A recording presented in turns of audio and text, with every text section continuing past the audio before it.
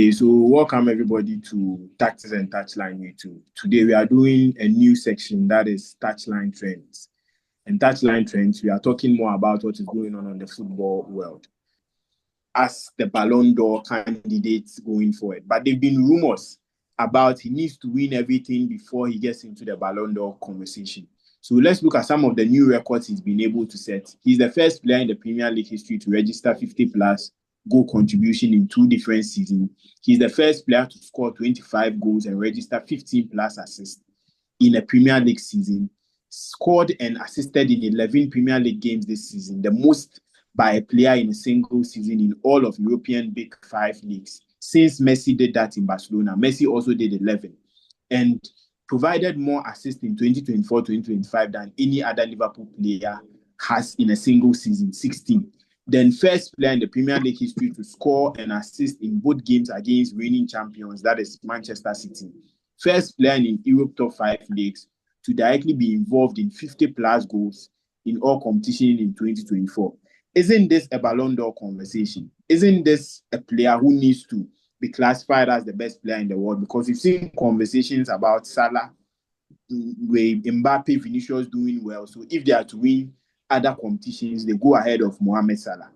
Right, being a Liverpool fan, do you think Liverpool fans, Liverpool media has really been sleeping on Salah for all this long? We never expected Salah to blow like this season. As a matter of fact, last season Salah was declining a bit due to our form wasn't too good. And what Salah is doing this season is has blown our mind. We never expected Salah to pick up to this level like this. We are playing to Salah's strength. I'll be very honest. I never expected Salah to play this good this season. I mean, a season whereby we are discussing if he's going to leave us or extend his contract or whatever. And Salah is doing this great thing for him to be considered as a Ballon d'Or contender or something like that. So, as a Liverpool fan, I want Salah to win the laurels first. I want him to win the Champions League. I want him to win the league. I want him to win the Carabao Cup. And when he does that, I'm thinking about something. Erling Haaland can also turn up and score about 2 hat-tricks in 2 games. And that is one thing. So I want to ask, I've been asking my friends that. So what happens when Erling Haaland, maybe Erling Haaland wins the goal king ahead of Mo Salah, which might be, I want it to be impossible. He will not win it, but maybe. Are we using the goal king as a yardstick or the trophies he has won? And so I feel with the goal, Salah is greedy in a positive way. And Liverpool, per how we are playing, the league, we are getting closer to the league. Carabao Cup, we have an upper hand on that one. The UEFA Champions League, we see what we can do. Until Mo Salah wins, what he's doing is magnificent, but I want him to win the laurels. Then we can have a proper conversation. He's in a pole position to win the Ballon d'Or. Okay.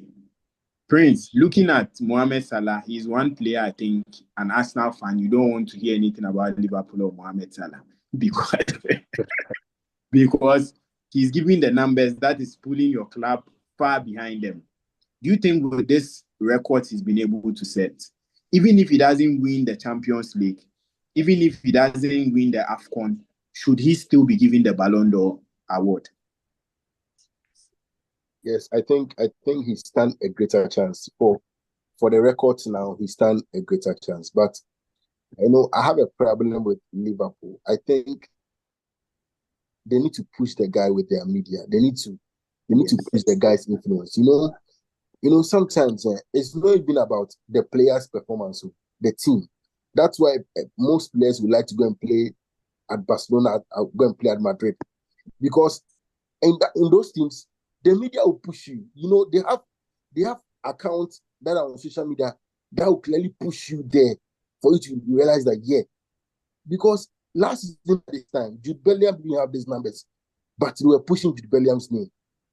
Yes. Even Yamal has, look at Yamal, but Barcelona is pushing Yamal for next 2 seasons or next 3 seasons to win a Ballon d'Or.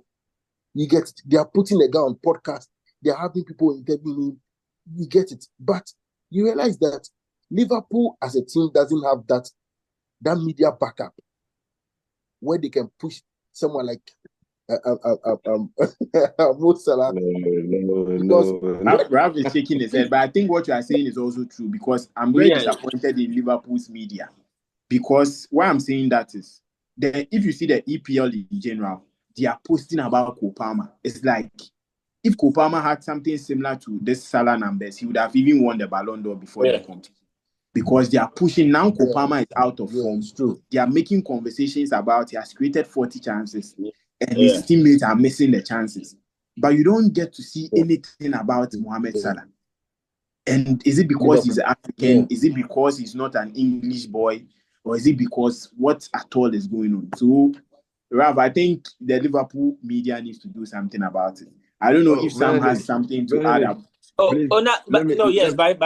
it's true. Let's not forget it's their same so-called legend that called the African Cup a small competition. Listen, so I think they did Liverpool the same thing to man, and I think if Salah was to be at Manchester United, like the whole world wouldn't rest. We are the same team that pushed this same Anthony agenda. We signed players that had clauses of if in case they won the Ballon d'Or. If Salah had been in any of these things, listen, the world wouldn't have ears. I think they should project that thing that Salah deserves to win a Ballon d'Or.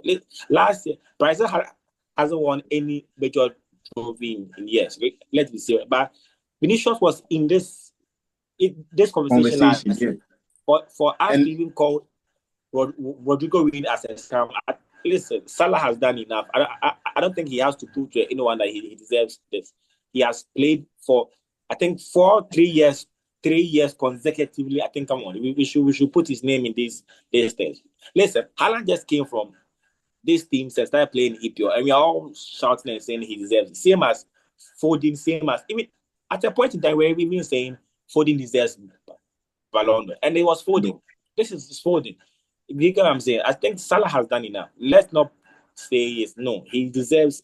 He has the Africa. Is that, yeah, he has Champions League on the shelf. He has the EPL. So what again does he have to win to prove? Yes, I've done well enough. Listen, he deserves it. He deserves to be in that conversation. And if he wins the Ballon d'Or, there is no debate. He has been one of the best players. Even though I hate to say this because he's from Liverpool, he's been one of the best players for I think 3-4 seasons consecutively. And if you guys don't like Salah, give us half of Salah and see if the whole world will be rest. Because I think, as Prince said, it's true. If Salah was playing for Barcelona or Real Madrid, he would have won the Ballon d'Or already. Because Jude Bellingham, Vinicius, last year I was comparing the numbers Vinicius gave and the numbers even Doku gave in the Premier League. It was similar. But look at the conversation around Vinicius. It was like he has done so well in the world that we've not seen before. So I think Liverpool, you people need to push. Because I don't think if Mohamed Salah was at Chelsea fans would sleep on him. If Mohamed Salah was an Arsenal, look at the way Arsenal fans are even jubilating about them being second on the table.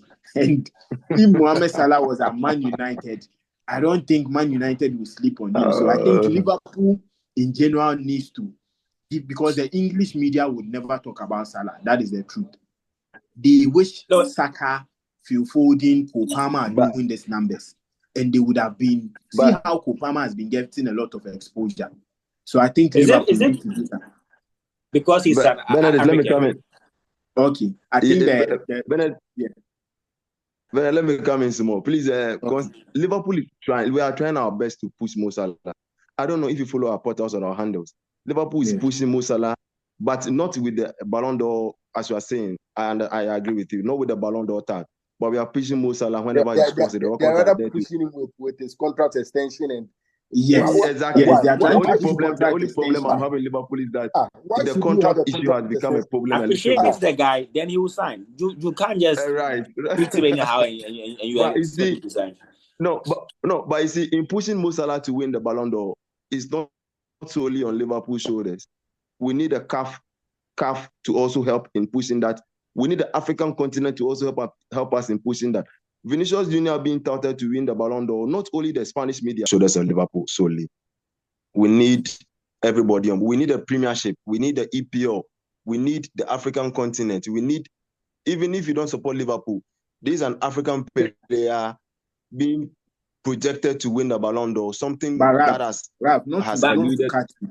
not to cut you. Are you doing I think the EPL are not looking at pushing Salah. One, why I'm saying that is one, they are looking at right now, Salah is closer to breaking Alan Shearer's record, closer to beating a lot of English players' record.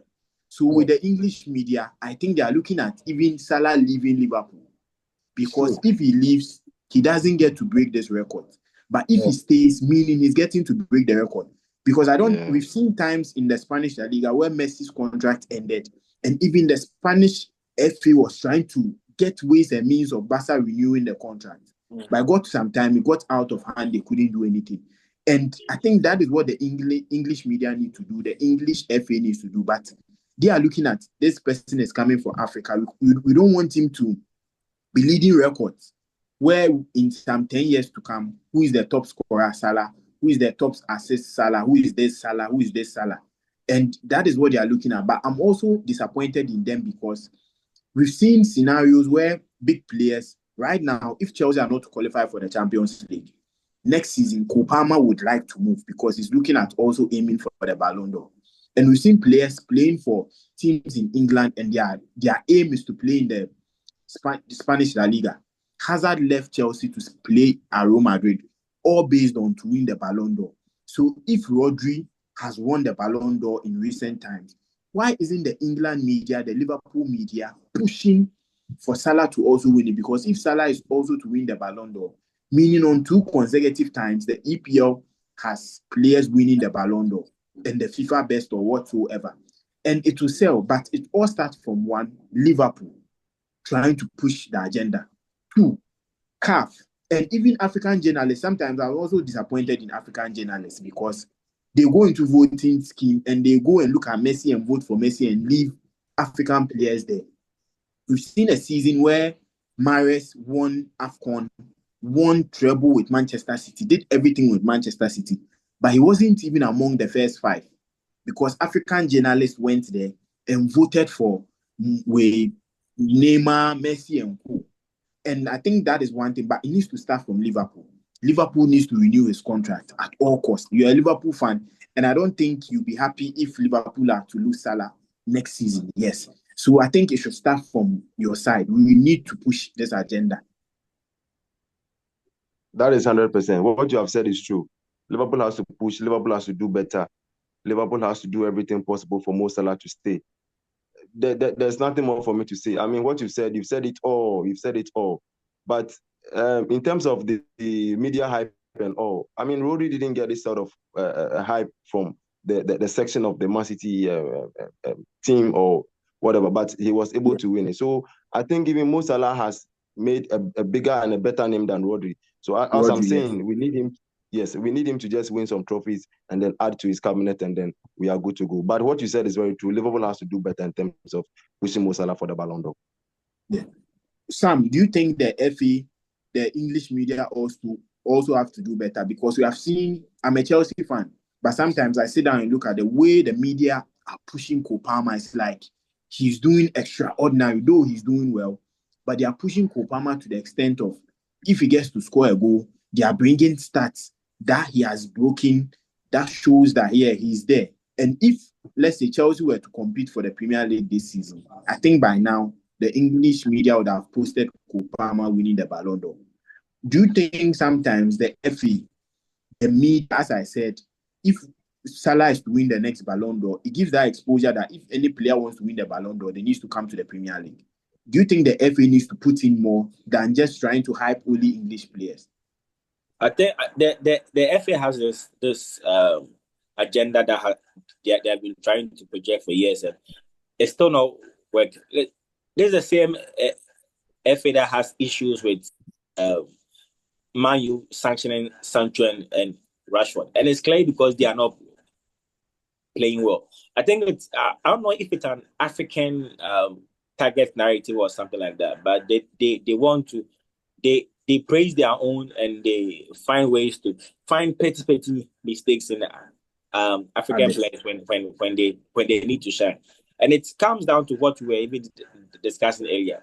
If we cherish our players and we project them, they will sell, because it's obvious they are not going to do that for us. They are not going to project our players or push them to that higher height that they need to go. If Salah was even at let's go Madrid, his chances of winning Ballon d'Or would have been, I think, higher than in EPL. We only have, if I'm not mistaken, for years now, it's just Ronaldo that has been the one that won when he was at Man U. And from that time to now, we've had amazing players. We can talk of Hazard and a couple of players that came. But because that narrative and that push wasn't there, they all have to lead to other leagues to find ways to win. The FA has to find a different way of handling things. Listen, they have to also bring in that narrative that you can win when you play for EPL. Players that are playing for Madrid now, the Mbappes and the Dembélés all came to La Liga because they felt like there's a higher chance of them winning the La Liga. They've been pushing this narrative and it has not been working. I think it's high time they put it somewhere and start a different narrative. Project players that are playing in your league, whether they are English players or not. And when they win, they still bring that same glory to the EPL. And it helps the EPL. We've been bragging about us being the most watched league. What at all can we brag of? Do you get what I'm saying? So I think yes, they should put that narrative aside. Even when Rodrigo won the last Ballon d'Or, we have English media saying that he didn't really deserve it. If it's EPL, let's support it, and let's just put that thing about them not being English players or something like that.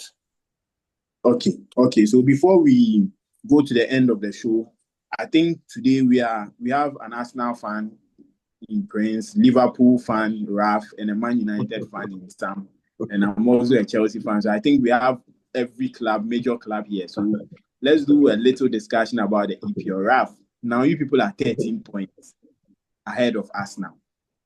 Is there a chance Arsenal can still close up this gap, or flog you people and win the Premier League ahead of you?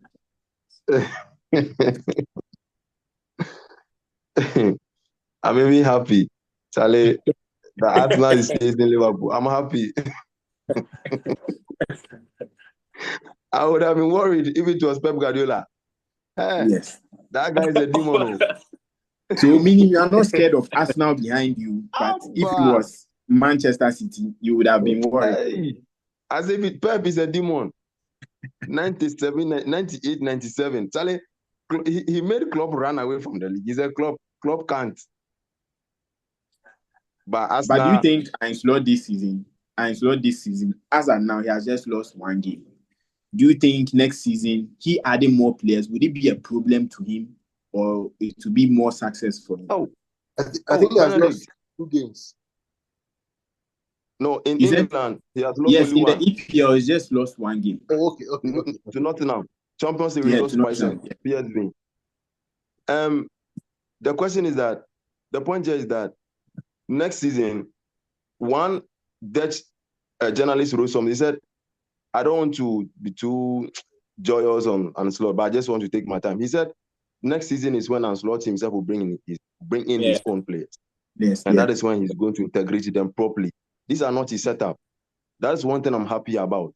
He's working with entirely a team he didn't even have a hand in managing, but he has done so. I want the season to win so that I can get time and analyze him properly, what he did right and what he didn't do too well. So next season he's getting his own players, and I think it's a good and a positive thing for Liverpool. And then on the Arsenal bit, it's rather unfortunate. People are saying that Liverpool is lucky because our other teams are getting injuries and all those.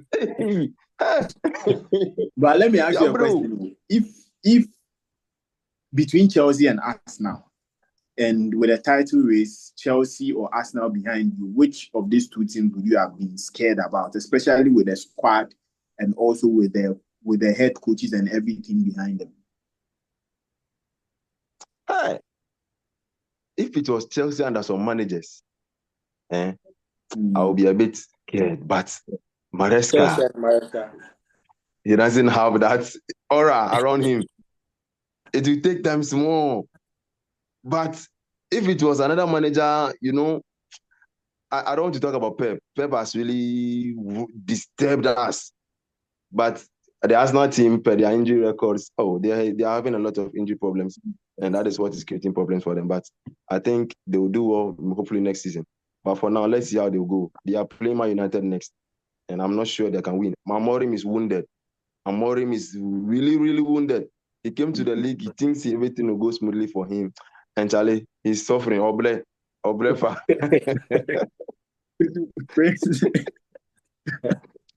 Prince, looking at your injury records, still Arteta said over his dead body that the title dead is body. Yes.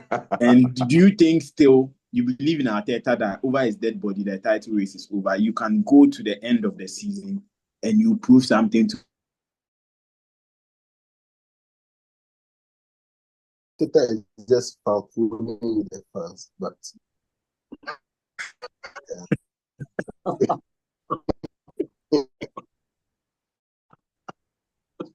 we all know that the legend is gone.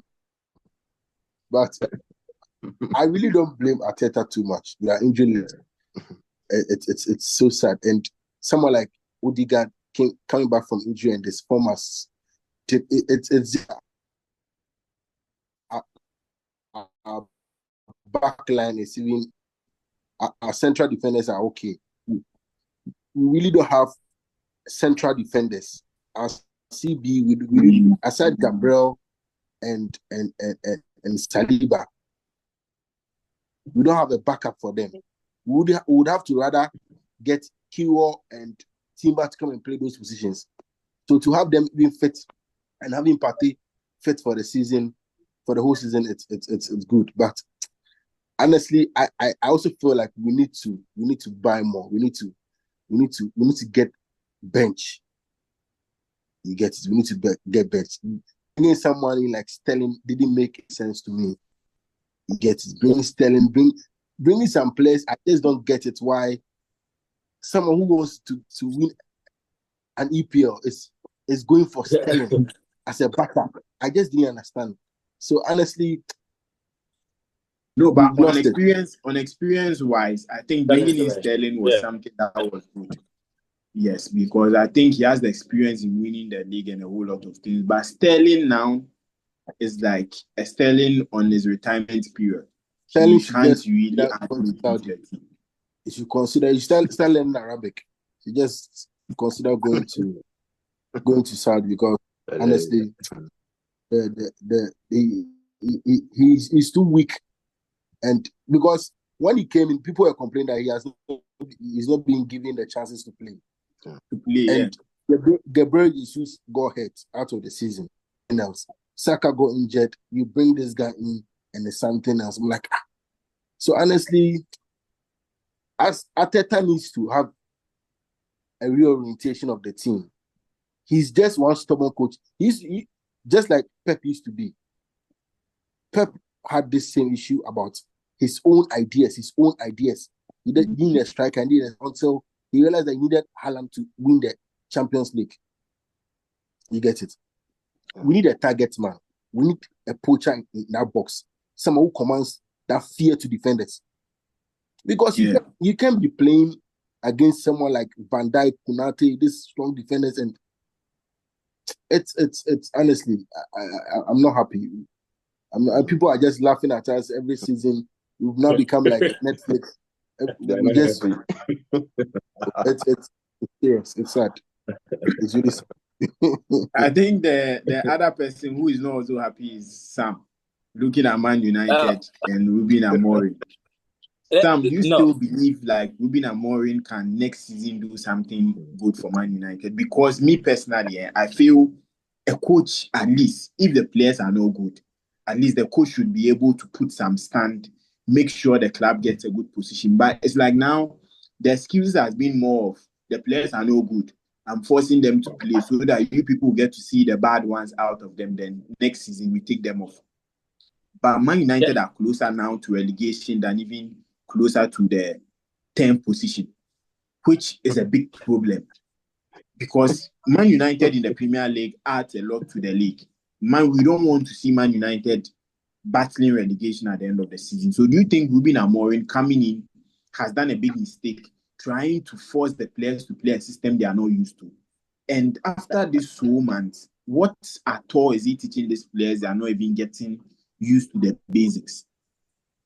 For the issue with Man U, I think it's a sequence of several mistakes that has led up to this part. Now, as Raf said, when Slot is just enjoying what club has built.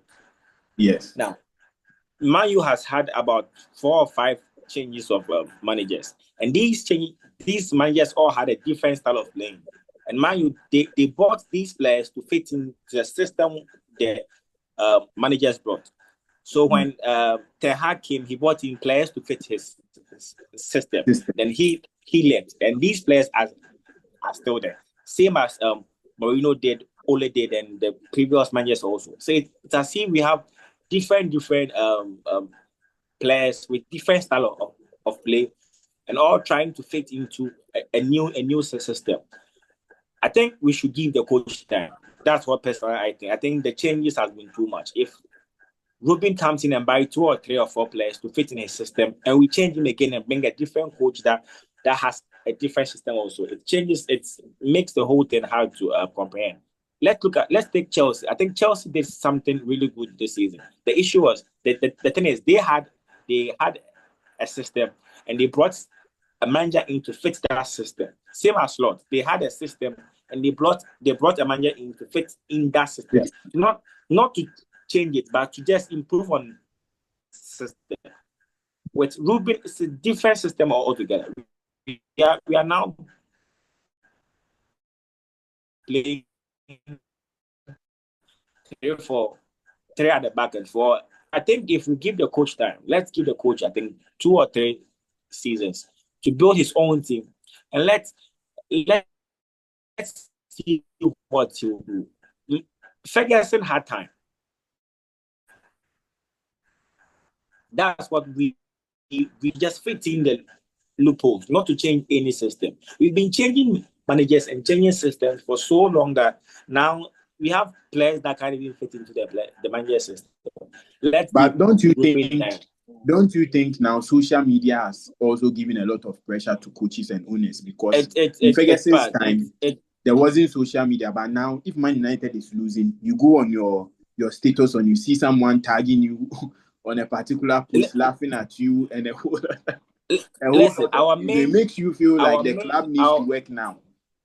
Our main problem, I think, has been the media, some fans, and I think our ex-players also. Listen, these players like Gary Neville and the real Ferdinand, they played in the eras where there were no social media. It was graphic. Before you even read what's going on. Yes, and before you even read what's going on, then the match has even been passed and gone already. And they are the ones that are even supposed to understand these players that, listen, it's a new system. Let's give them time. Listen, if Ferdinand now those the Gary Neville and all these guys have passed through the system whereby you can easily write to a player on social media, install them, I think they would have been legends in most of these class. It's just because they had a peace of mind to play. And it's players leave Manchester United, go to different teams and play very well. What's the issue now? And listen, let's even look at our starboard, Anthony, left Man U and it's in Real Betis now, having fun, right? And it's because the pressure that we mounted on him, it was too much. Anthony was not a developed player when we went for him. He was a developing player. He came from Brazil to Ajax, and his first season he didn't have more than even 10 or 11 goals or contributions. So he was in that process. When we bought Anthony, we have to understand that, listen, he's a developing player. and he needs that space to develop. But we all pounced on him. Not even if the fans don't even understand football. I expect the ex-players to even understand it better, to give them the space and a chance to operate. But we have about 10 and 100 Manchester United podcast always saying foolish things about the players, which does not help. It doesn't help. It doesn't help for 3 seasons or 5 seasons, and I don't think it will help going forward.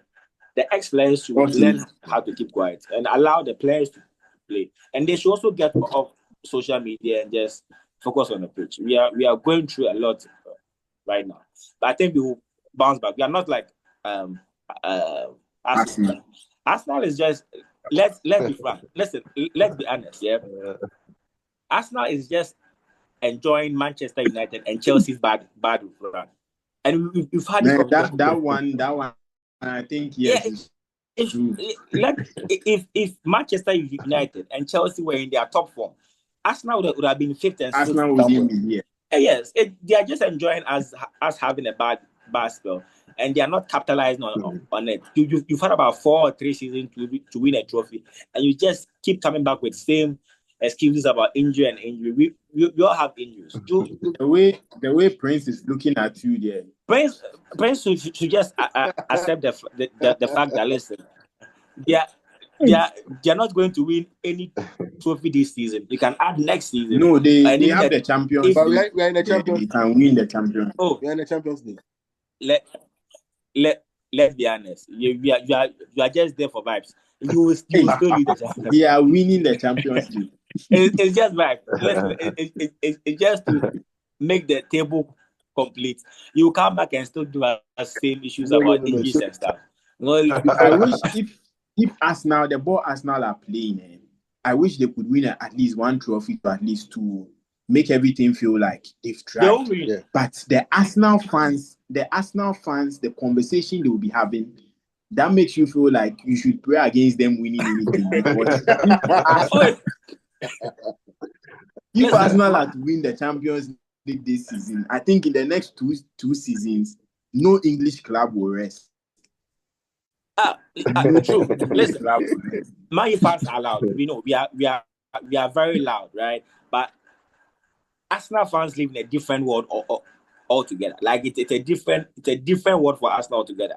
They win 1 or 2 matches and they see themselves as prime time Real Madrid. Because if Arsenal to win the Champions League, I think me here, I'd have to maybe deactivate my WhatsApp and any other social media because Prince wouldn't let me sleep. Prince wouldn't let me sleep at all. Arteta is not winning any trophy anytime soon. Let's be honest, he's not winning any trophy anytime soon. You should just relax and wait for Man U to bounce back. Then you come back again to this conversation. That's my Prince. Let's look at the aspect of now the top 4 race and also into the next season. Now, I want you to give me your top 4. First, second, third, fourth. Which teams you think would be good to qualify for the Champions League next season from England? So, you said top 4. Yes. Are going to qualify. So now we already have Liverpool, Arsenal, Nottingham Forest, which are a surprising side. We also have I think City in there. I think they won yesterday. Yeah. So as for Liverpool and Arsenal, we're already through. So Nottingham Forest, I don't know, but those guys are surprising everyone. So I'll give them a chance, a slight chance. Okay. And City, whenever we cross like this and the rest of the matches, they can win like 10, 50 matches in a row. Yeah. So for City, I can tip them. And I really didn't want City to join. I remember I was telling you that I wanted Arsenal, like Chelsea, to be in the top 4 rather than City. But it's quite unfortunate. City will join it. So I'm just going to choose Liverpool, Arsenal, Nottingham Forest, a slight chance, then City. Okay. But I think as of now, there's conversation about 5 teams qualifying from England.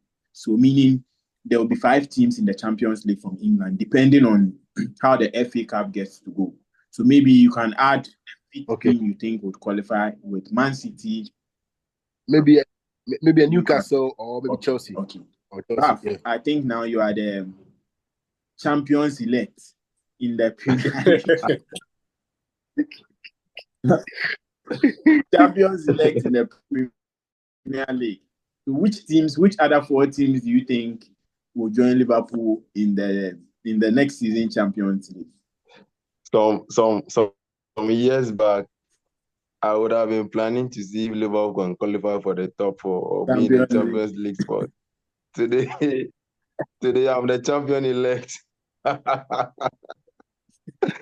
Well, the top 4 or the top 5 slot has been will be an interesting one. It will be very cagey because Espirito Santo and the Nottingham side, if they can be able to do what they are doing, they are very solid. They are very, very solid. But I see Manchester City catching up and being in the top 4 spots there.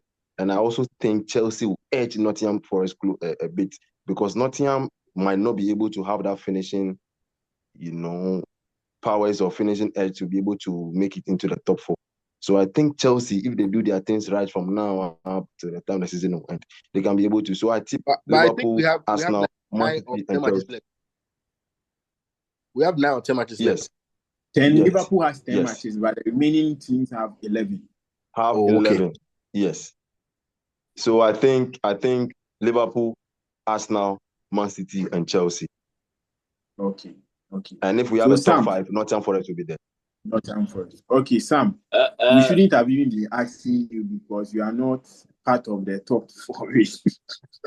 But I want you to give us your take on. I